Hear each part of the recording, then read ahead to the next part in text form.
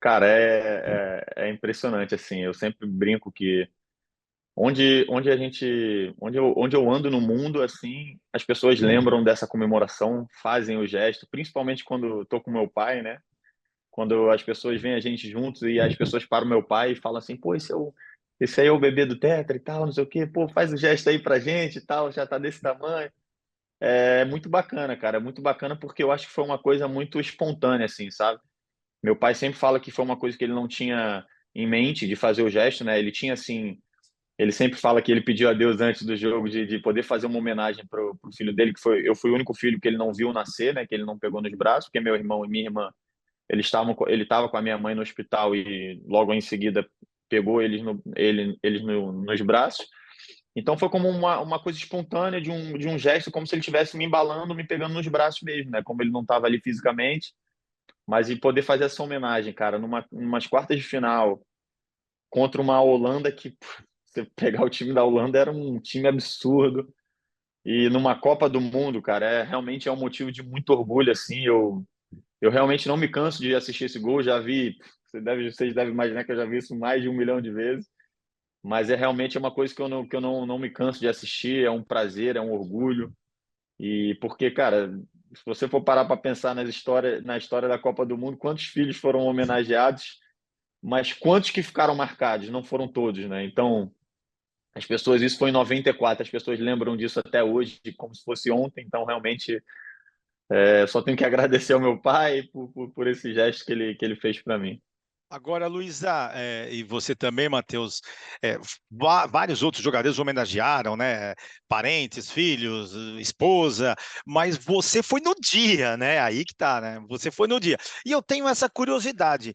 Você já tinha nascido quando ele fez o gol? Você estava para nascer? Como que Eu, foi isso? na verdade, eu nasci dia 7 do 7, né? E o jogo foi no dia 9, então eu já tinha nascido. Eu já tinha nascido. Ah, tá. Tanto que eu não sei porque naquela época não tinha, né, tipo, ligação de FaceTime, essas coisas, né? Então, na época até fizeram uma transmissão ao vivo para o meu pai poder assistir logo depois do parto. Então, foi aquela doideira, né, de liga para minha madrinha para tentar falar, e aí, como é que foi, e tal, não sei o quê. Mas graças a Deus correu tudo bem. Mas foi, na verdade, eu nasci dia 7 e o jogo foi dia 9, então eu já tinha nascido já. Eu queria te perguntar, eu imagino que você tenha muitas boas lembranças da sua infância, assim, né? Acho que até entendendo quem era o seu pai, né? Acho que quando você é criança, talvez demore um pouco para entender, assim. Mas tem um documentário até que sobre o Figo, falando da troca dele do Real para o Barcelona, não sei se você já assistiu na Netflix, e aí Já. falam dessas trocas controversas, que aí lembra da troca dele do Flamengo para o Vasco. Não sei se você, óbvio, você não era nascido ainda, mas não sei se você tem algumas histórias, tipo essa, assim, que você foi ouvindo quando era criança, para tentar entender quem era, tipo, a dimensão do seu pai para o futebol, assim, como um todo, É, e para o povo brasileiro, assim. Você lembra alguma coisa que tenha te marcado? como você falou, eu era muito criança, né? Então, assim, a gente não assimila muito, não tem muita noção da proporção que meu pai tinha como um atleta, né? Conhecido no mundo inteiro. Então, era engraçado porque às vezes meu pai tinha poucas férias, né? E quando ele tinha as férias, ele gostava muito de ir para os Estados Unidos. Pra realmente esquecer, curtir Disney, essas coisas. E eu lembro que quando eu era criança, assim, nos meus 5 anos de idade, 6 anos, assim, essas coisas que vêm na mente às vezes, sabe? Que a gente não lembra com tanta certeza, mas que vem. E eu lembro que eu ficava assim, todo mundo parava no meu pai, e eu falava assim, pô, mas a gente está em outro lugar. Essas pessoas estão sempre Bebeto, Bebeto, tipo, como é que todo mundo conhece meu pai e tal? Coisa estranha, né? E depois, com o tempo, que a gente vai tomando a proporção daquilo que a gente começa a ter uma ideia, né, cara, do tamanho, assim, que meu pai foi pro futebol, que não só pro futebol brasileiro, mas pro futebol mundial. E era muito engraçado, porque sempre quando tinha essas viagens, assim, eu ficava com isso na cabeça, e às vezes eu perguntava para minha mãe, com meus irmãos, eu falei, "Pô, mas todo mundo para meu pai, por que que tá todo mundo parando meu pai? Para tirar foto, para falar, tipo, pô, meu pai conhece essa pessoa de algum lugar?" Eu perguntava assim, sabe? E aí depois, com o tempo que eu fui tomando noção da proporção que meu pai foi pro futebol. E foi espontâneo essa questão aí do futebol na sua vida? Lógico, você tem a referência, tem o ídolo, né? Dentro de casa, da família. Mas o teu pai eu lembro muito, né? Principalmente a minha geração, eu tenho 56 anos, o meu filho vai ser jornalista esportivo, vai torcer para tal time, aquela coisa que não existe hoje, né? Não tem essa. É, Cara.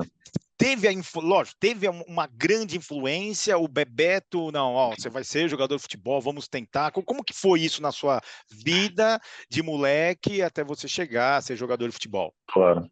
Claro, eu acho que assim, a influência é inevitável, né? Assim, a influência, porque, por exemplo, eu e meu irmão, nós sempre íamos nos treinos do meu pai. Mais o meu irmão ainda, porque ele é mais velho, então ele nasceu em 89, então ele ia sempre nos treinos. E eu, quando nasci também, depois que peguei uma certa idade, eu sempre ia nos treinos com ele, ali mais um pouco no final da carreira, mas eu sempre ia nos treinos. Só que é engraçado que meu pai fala que eu sempre me interessei por futebol, sabe? Assim, meu pai fala que eu, lógico, aprendi a falar pai e mãe e depois eu falei bola, que era tudo, eu queria bola, jogar bola, futebol, chutar, quebrava as coisas todas da minha mãe, de chutar. E o meu irmão, apesar de sempre gostar de futebol também, de assistir, de acompanhar, ele nunca teve isso tipo, desde pequenininho, querer chutar bola toda hora. Meu pai falava que ele chegava às vezes do treino cansado, morto, e eu já estava lá, eu sabia que ele estava chegando, né, porque era um apartamento, e já estava aqui com a bola esperando ele entrar, e quando ele entrava, minha mãe fala que eu já pegava e já chutava para ele, sabe? Tipo assim, tipo, vamos brincar. Então foi muito bacana, porque foi uma coisa espontânea, assim, sabe? Eu acho que foi uma coisa de Deus mesmo, porque ele nunca me pressionou para nada. Nem ele, nem minha mãe nunca me pressionaram para nada. Eu acho que assim foi muito natural, tanto que pulando um pouco assim já a parte, eu quando vou ao Flamengo, quando eu vou fazer o teste no Flamengo, eu pedi para ele, falei, pai, olha, eu já fazia escolinha no Gonçalves, o Gonçalves, um antigo zagueiro do Botafogo que jogou com meu pai na seleção. Ele tinha uma escolinha perto do Rio, foi ali perto do Rio não, perto de onde eu morava no Rio, e foi ali que eu comecei a brincar mesmo, os torneios, e acabei me destacando e vi que eu gostava daquilo, e eu falei pro meu pai, pai, olha, eu quero levar um pouco mais a sério, eu quero poder fazer um teste num clube, no Flamengo. E na época eu tinha um tio meu que era, se eu não me engano, conselheiro do Flamengo, que era o Maurício, e eu falei com ele, eu nem cheguei a falar com meu pai, porque eu poderia chegar a falar com meu pai, eu falei com ele, eu falei, ó, pô, tio, eu quero, se eu conseguir arranjar um teste para mim no Flamengo, eu queria levar um pouco mais a sério, queria ver se der, deu, se não, tudo bem, vamos em frente. E aí ele conseguiu o teste para mim. E aí ele conseguiu o teste para mim no futsal do Flamengo. Meu pai não foi no teste. Meu pai nunca nem apareceu lá. Os 3, 4 primeiros meses, meu pai nunca apareceu lá. Eu fiz um teste com, eu não lembro exatamente o número certo, mas eu lembro que eram 200 para cima, meninos, e passavam acho que 15, 16, e eu, graças a Deus, passei. E aí segui a carreira. Mas meu pai, nesses primeiros meses, principalmente nos 4 primeiros meses, ele nunca nem apareceu no treino. As pessoas não sabiam que eu era filho dele. E tanto que é uma história engraçada que quando as pessoas viram ele lá a primeira vez, falaram, ué, Bebeto, o que você está fazendo aqui no jogo sub-10, sub-12, o que você está fazendo aqui e tal? Aí ele não queria muito falar, porque ele sempre viu o jogo escondido, né? Meu pai sempre ficava escondido. Eu mesmo não conseguia encontrar meu pai nos jogos, sabe? E aí ele falou, não, não, vim acompanhar meu filho. Os caras, pô, mas por que você não avisou que seu filho estava aí e tal? E aí foi que o pessoal descobriu. Mas ele sempre falou assim, eu quero que meu filho caminhe com as próprias pernas dele. Então, para evitar essas coisas de pessoal falar, tá ali porque é filho do Bebeto, ele passou porque é filho do Bebeto, tu sabe como é que realmente as pessoas também são maldosas, né? Mas foi uma coisa muito espontânea, assim, não tive pressão nenhuma dele, nenhuma, assim, em termos pô, tu vai ser jogador. Não tive.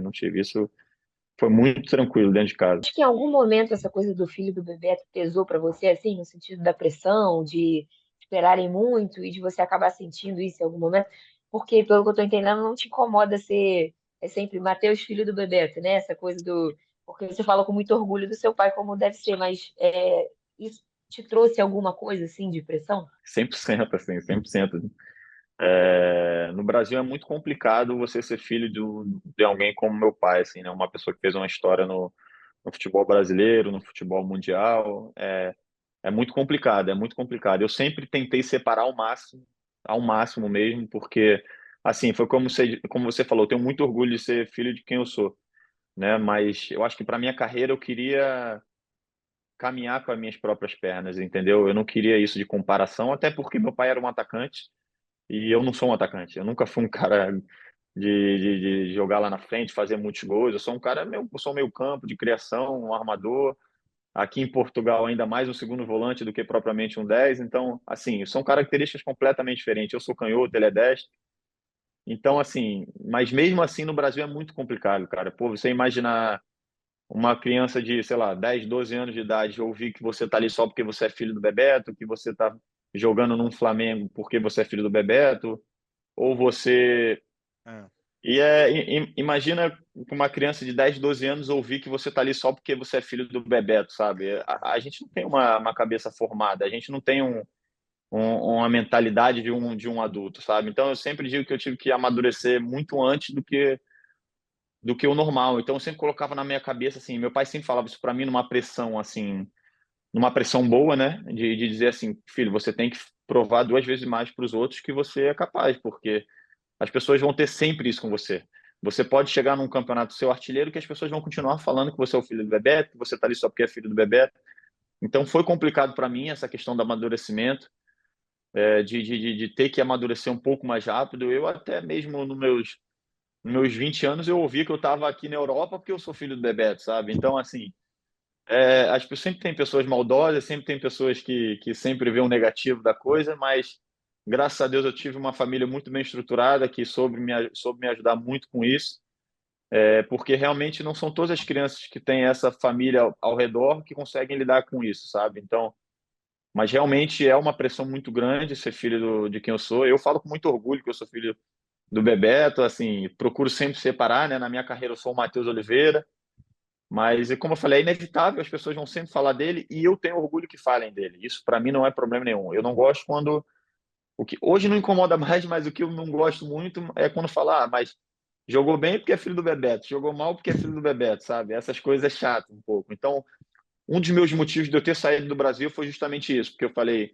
olha, eu quero separar um pouco disso, dessa comparação boba, né, vamos dizer assim. Eu quero sair e esse era um dos principais motivos de eu querer sair do Brasil na época. Qual